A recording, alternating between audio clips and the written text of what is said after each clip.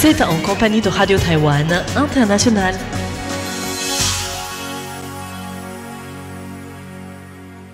Nous sommes le lundi 7 juillet 2025 et vous écoutez Radio Taïwan International. Soyez les bienvenus, c'est François-Xavier Boulet à l'antenne pour vous accueillir et vous présenter notre programme. Vous pourrez suivre bien évidemment tout d'abord l'actualité taïwanaise du jour avec le journal de l'information présenté par Tiffany Lee, qui sera suivi du décryptage de la rédaction dans lequel nous reviendrons sur le programme d'accueil 2.0 du ministère de l'Éducation pour les étudiants étrangers à Taïwan. Après notre page d'actualité, la partie thématique du programme de ce 7 juillet sera consacrée à l'émission Retour à la source de Meg Wang, qui vous parlera des métaux lourds détectés dans l'environnement de vie des cétacés. Et en fin de programme, Thérèse Pan vous donne rendez-vous pour la légende de la semaine dans Conte à rebours, avec les péripéties de la chronique satirique des mandarins. Voilà pour le programme de ce 7 juillet. Bonne écoute à toutes et à tous. Voici tout de suite le journal de l'information présenté par Tiffany Lee, avec pour débuter les principaux titres. La Chine inaugure unilatéralement une route aérienne dans le détroit de Taïwan. Le Paraguay bénéficie de nouvelles baisses de tarifs douaniers à Taïwan. Le ministre des Affaires étrangères de Haïti accueilli à Taïwan. Le typhon Danas s'éloigne de Taïwan au petit matin.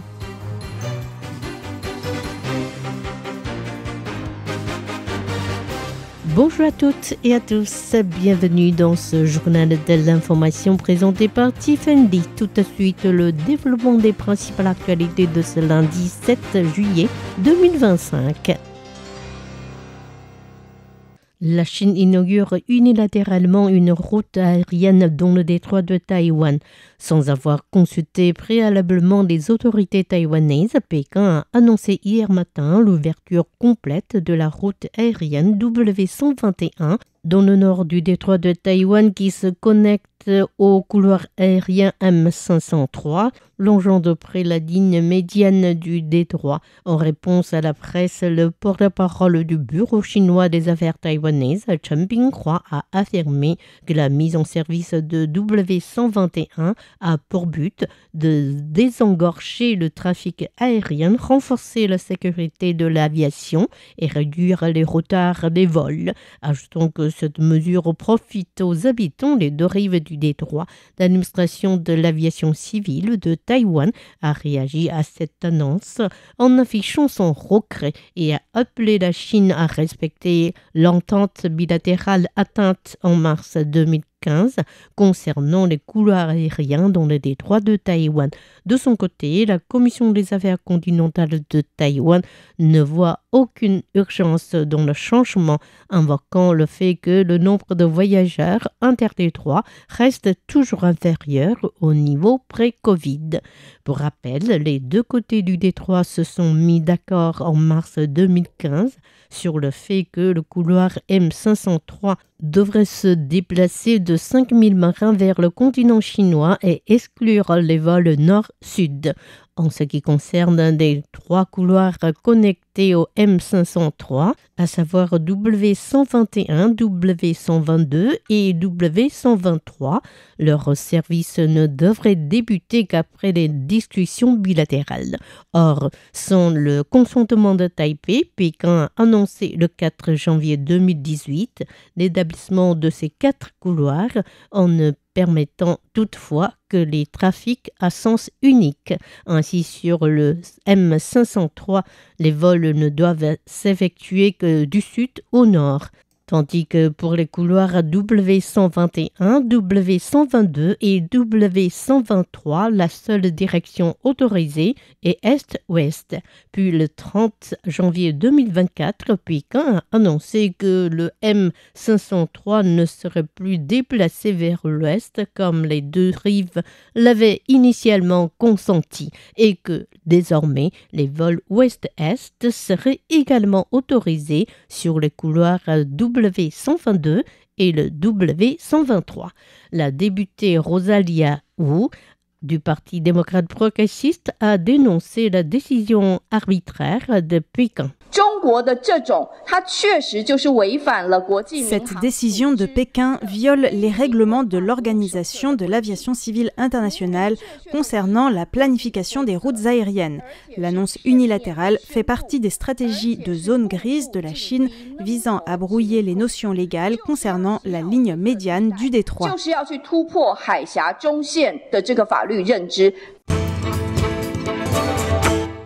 Le Paraguay bénéficie de nouvelles baisses de tarifs douaniers à Taïwan.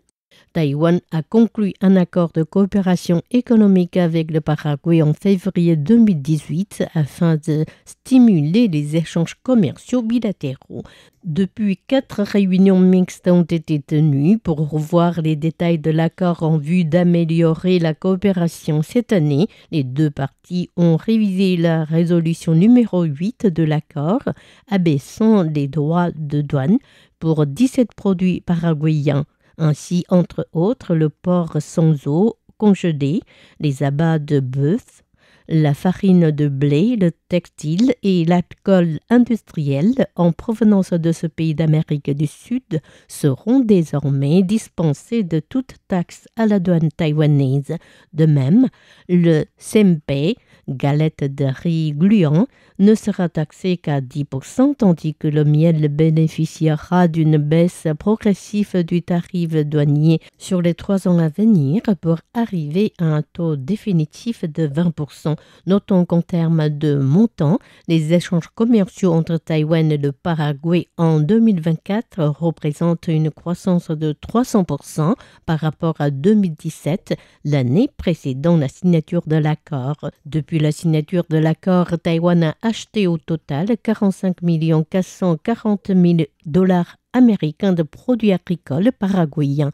Le Paraguay est à l'heure actuelle l'une des principales provenances des importations de bœuf à Taïwan.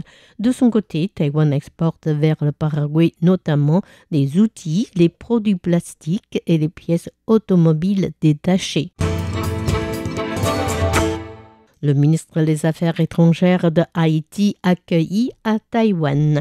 Le chef de la diplomatie haïtien Jean-Victor Harvel Jean-Baptiste est arrivé aujourd'hui à Taïwan pour une visite de 5 jours du 7 au 11 juillet. Le ministre dirige une délégation de 5 membres, dont son épouse et le directeur de son bureau. La délégation a été accueillie ce matin à l'aéroport international de Taoyuan par le vice-ministre des Affaires étrangères, Chen Min-chi.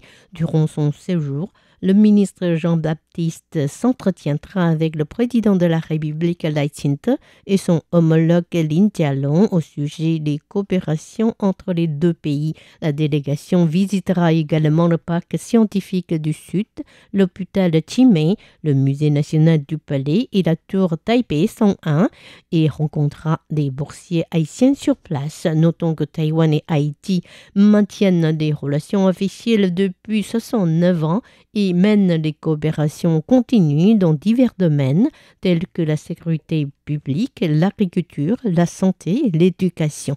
Par ailleurs, le gouvernement haïtien a plaidé à maintes reprises en faveur de Taïwan au sein des organisations internationales.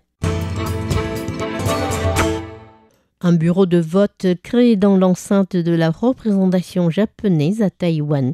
Le Japon organisera des élections sénatoriales le 20 juillet.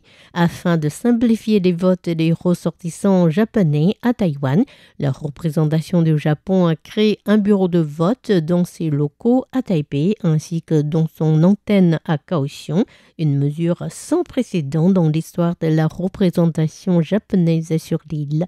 Le bureau de vote est ouvert du 4 au 14 juillet de 9h30 à 17h. Notons que Taïwan et le Japon ne maintiennent pas de relations officielles depuis depuis la rupture diplomatique en septembre 1972. Jusqu'ici, les ressortissants japonais à Taïwan ne pouvaient voter que par courrier, s'ils ne pouvaient pas retourner au Japon le jour de vote. Selon les chiffres relevés le 1er octobre 2024 par le ministère japonais des Affaires étrangères, à Taïwan séjournent près de 21 700 Japonais, dont 16 739 personnes ayant plus de 18 ans. Appel aux travailleurs volontaires en vue du scrutin du 26 juillet. Le vote de destitution visant un grand nombre de députés aura lieu dans 19 jours. Dans le Nouveau Taipei, les scrutins sont prévus dans 16 arrondissements, nécessitant la mise en place de 1147 bureaux de vote, représentant un effectif global de quelques 12 000 personnes. Le maire de la supermunicipalité, Ho Yo-i, a révélé hier qu'il manquait encore 2000 assistants volontaires. Un appel a été lancé. Les personnes intéressées peuvent contacter la commission électorale locale au plus tard le 15 juillet. Les autres circonscriptions n'étant pas autant visées par la campagne de destitution rencontrent moins de problèmes dans leur recrutement. Le festival des sculptures sur sable de Tongxiao ouvre ses portes ce week-end. Malgré leur nature fragile, les sculptures en sable sur la plage de Tongxiao dans le comté de Miaoli ont bien résisté aux fortes pluies et rafales du typhon Danas qui ont frappé Taïwan hier. Le bureau du tourisme de Miaoli a confirmé aujourd'hui que le festival annuel de sculptures sur sable de Tongxiao aura lieu comme prévu du 12 juillet au 14 septembre.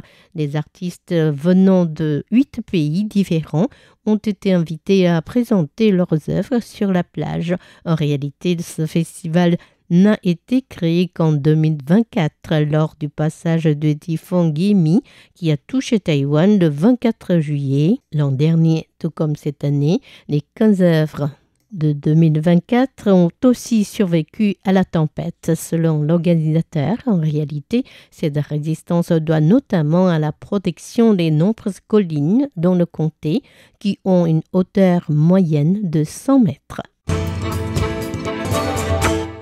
Le typhon Danas s'éloigne de Taïwan au petit matin. Après avoir touché terre à Taïwan au niveau du comté de Chiayi à 23h40 dans la nuit de dimanche à lundi, le typhon Danas a remonté la côte ouest de l'île principale jusqu'au niveau de la frontière entre Taoyuan et Hsinchu pour s'éloigner de Taïwan à partir de 6h ce matin en se dirigeant vers nord-nord-est à une vitesse passant de 21 km/h à 9 km/h. Selon l'administration centrale de météorologie, la commune de Mungtan, dans le comté de Pingtung, au sud-ouest, a enregistré la plus grande quantité de pluie, soit 631 mm, depuis samedi 0h jusqu'à 7h ce matin. Dans la commune de Dajen du comté de Taitung au sud-est, les précipitations accumulées durant cette même période s'établissent à 573 mm.